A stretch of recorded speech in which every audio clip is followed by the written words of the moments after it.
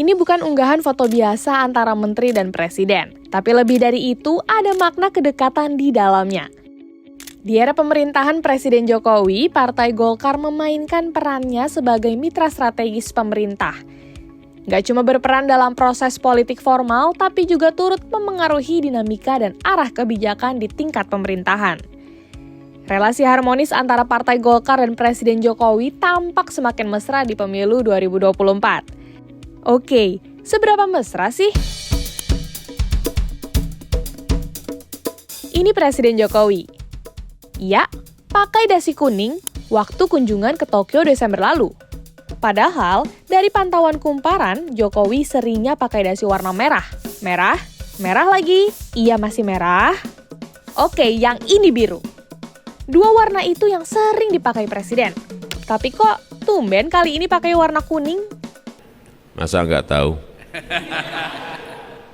Beberapa waktu setelahnya, Jokowi ngaku nyaman sama Partai Golkar. Soal dasi kuning kemarin Apa? Dasi kuning kemarin Pak waktu Bapak ke Jepang. Sekarang nggak pakai dasi. Tapi menyebut Bapak nyaman katanya Pak di Golkar. Sekarang nggak pakai dasi. Ya Pak, terima kasih. Ya? Pak, terima kasih. Apa? Nyaman nggak Pak? Nyaman. Gak cuma dari warna, kenyamanan itu juga terlihat dari momen kebersamaan Presiden dengan Ketua Umum Partai Golkar Airlangga Hartarto. Istana Bogor dipilih Jokowi dan Airlangga jadi tempat sarapan bareng di awal tahun 2024. Airlangga jadi ketum parpol yang pertama kali bertemu Jokowi usai koalisi terbentuk. Gak ada yang tahu pasti isi obrolan mereka. Tapi Airlangga bilang, keduanya juga membahas soal Pilpres 2024.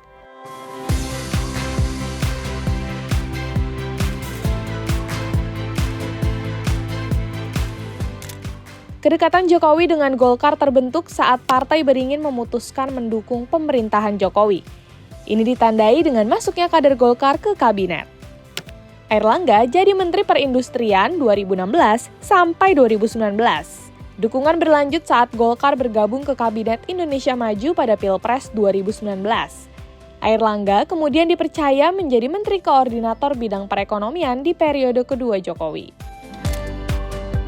Oh iya, momen kebersamaan Golkar dan Jokowi juga tertangkap kamera saat perayaan HUT ke-59 Partai Golkar. Suasana akrab antara Jokowi, Prabowo, dan Airlangga terlihat sambil menikmati penampilan Dewa 19 lagu Separuh Napas. Dukungan Golkar juga mengalir kepada keluarga Jokowi.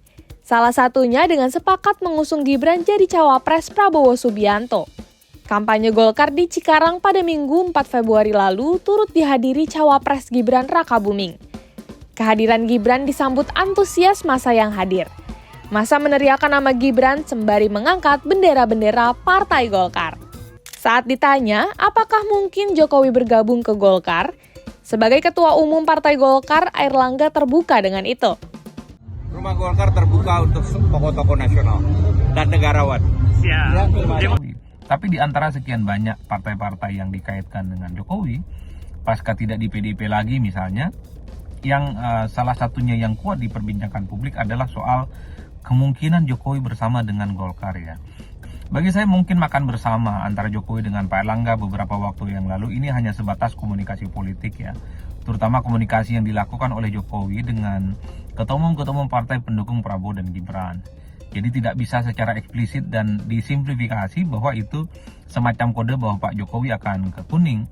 Karena menurut saya masuk ke Golkar atau menjadi bagian dari Golkar ini bukan perkara gampang. Golkar ini adalah partai yang cukup lama, di mana anatomi kekuatan politiknya di dalam itu didasarkan atas kekuatan politik internal dan strukturnya. Jadi tidak bisa kemudian misalnya Pak Jokowi itu akan ujuk-ujuk menjadi bagian dari Golkar ya. Tapi mungkin juga, tapi bagi saya kemungkinan itu tidak terlampau signifikan. Ketua Umum Partai Golkar Airlangga Hartarto membuka lebar pintu untuk Presiden Jokowi bergabung ke partainya. Airlangga bahkan menganggap Jokowi sebagai pemilik Partai Golkar. Akan selalu bersatu. Terima kasih Bapak Jokowi.